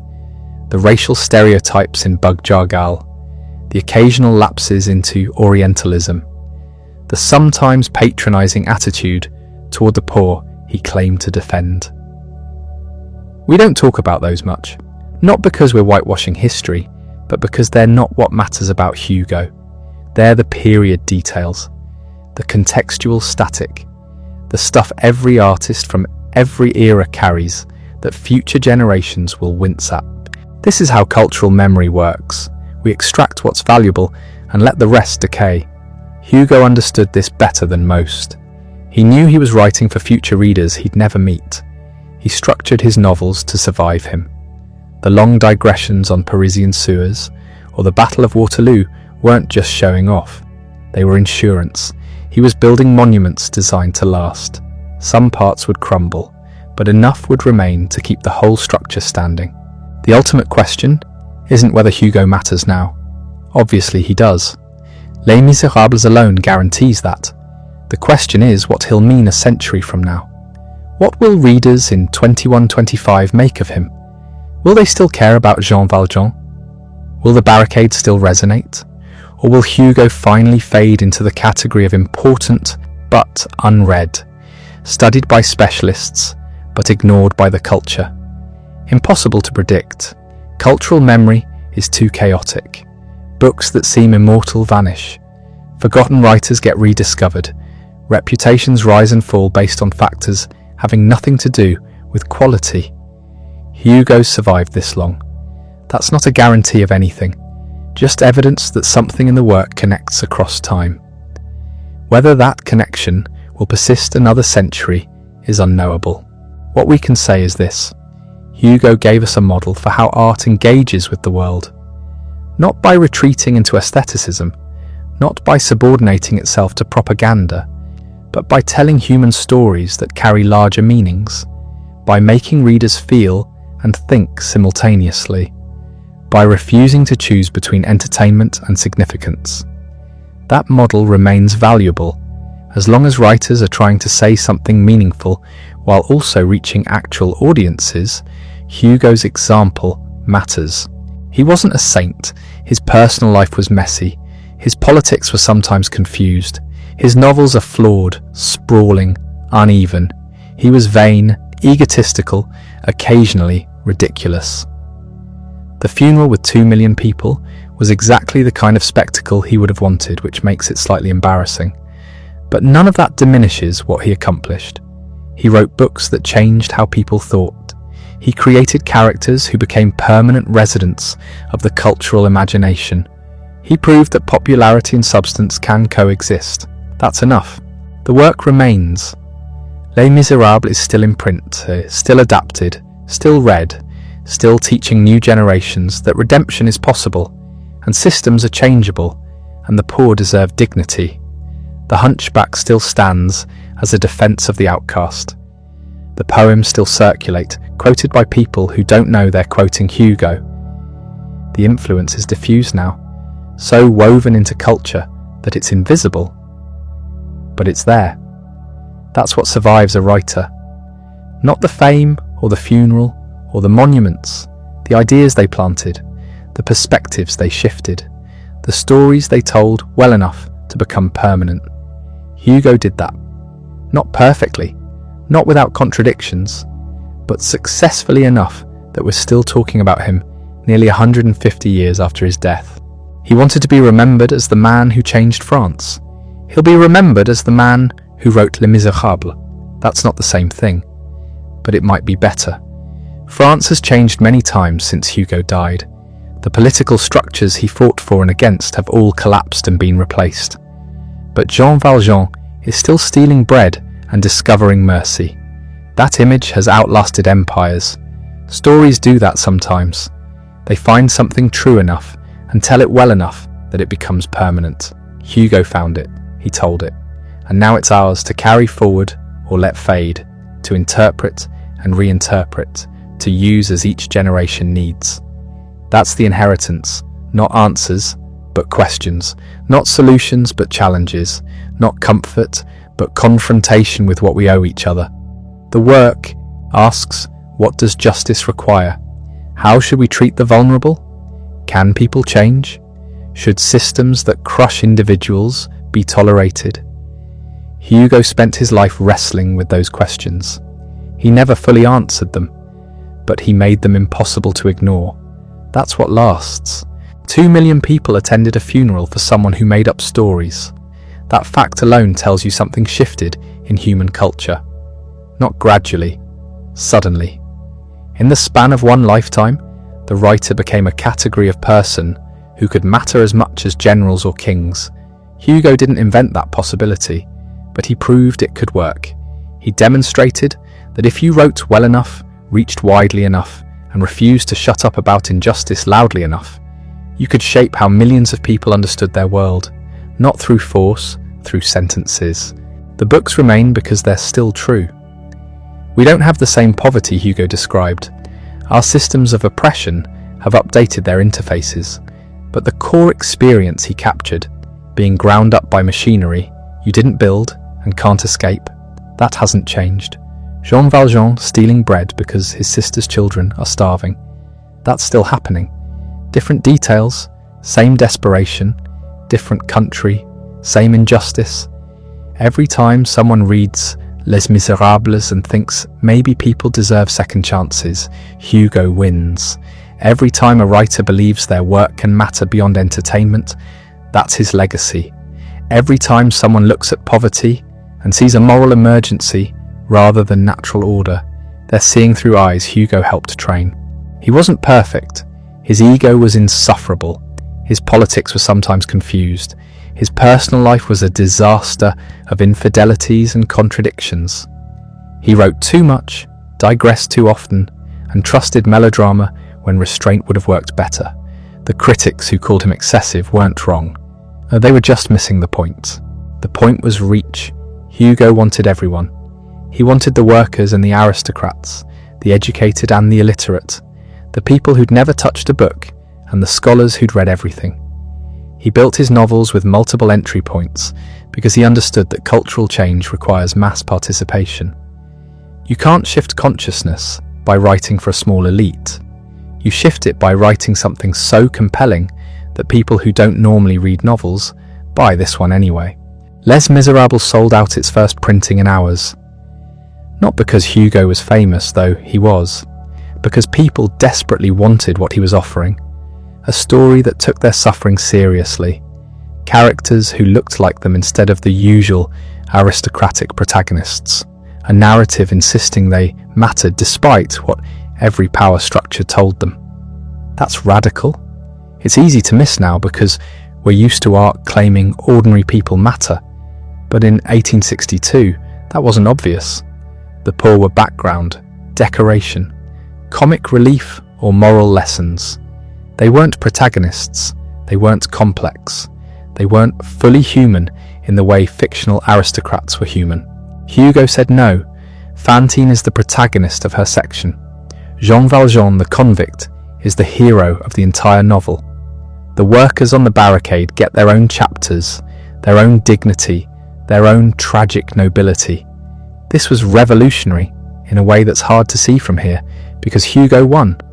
We expect novels to do this now, because he did it first successfully enough that it became the template.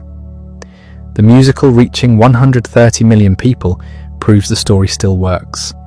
You can strip away the historical context, the political theory, the philosophical digressions, and what remains still lands. Because underneath everything else, it's about whether people can change, whether society should help them, whether mercy matters more than revenge. Those questions don't expire. France became more of what Hugo wanted, slowly, with constant backsliding, through decades of struggle by people who'd never read his books, but were fighting the same fights. He didn't cause the change alone, but his voice was part of the chorus. His stories gave people language for what they already felt. His characters became symbols they could rally around. That's what literature does when it works. It doesn't create movements, it clarifies them. It gives form to inchoate anger and vague hopes. It shows people they're not alone in what they're feeling. It proves someone else saw what they're seeing and thought it mattered enough to spend years writing it down. Hugo spent his whole life doing that. Every novel, every poem, every speech in exile, he kept insisting that the wretched ones mattered, that systems could change, that individuals choosing goodness could shift the world even when everything seemed hopeless. He never stopped saying it, even when nobody wanted to hear it, even when it cost him everything. The exile proved him right. Napoleon III fell. Hugo returned. The Republic was restored. He outlived his enemies and watched his ideas become mainstream. Not completely, not perfectly, but enough to know the direction was correct. What remains is harder to measure. Not laws or governments, those change constantly, but the shifted consciousness, the expanded sense of who deserves dignity, the expectation that art should engage with injustice rather than ignore it. The proof that commercial success and moral seriousness aren't opposites. The model of the writer as public intellectual who matters. Every socially conscious novel written since owes him something. Every writer trying to reach mass audiences while saying something meaningful is walking a path he cleared. Every story about redemption or resistance, or the poor deserving better, is built on foundations he laid. He changed what was possible. Before Hugo, novels were entertainment or instruction.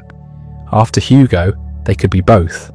Ambitious and accessible, popular and profound, thrilling and thoughtful.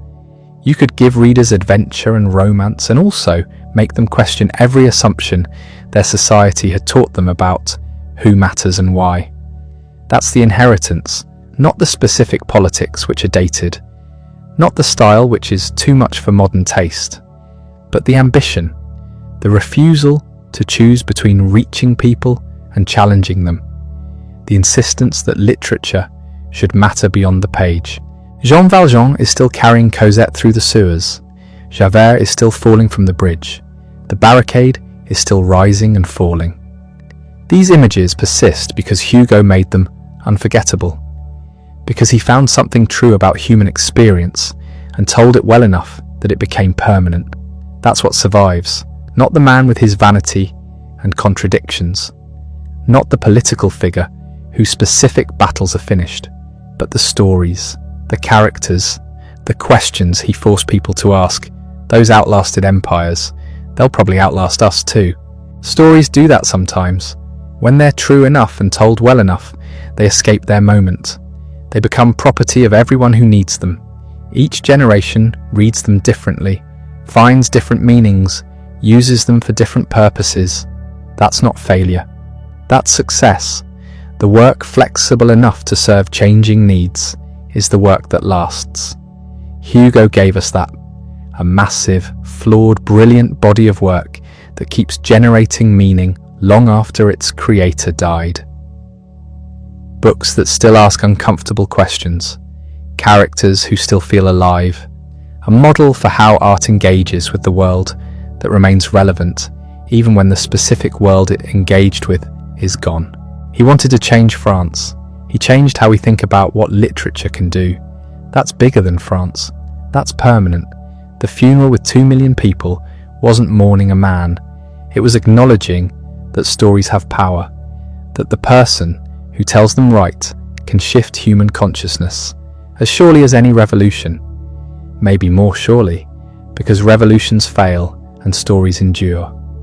Hugo's Paris is gone. The systems he fought are replaced.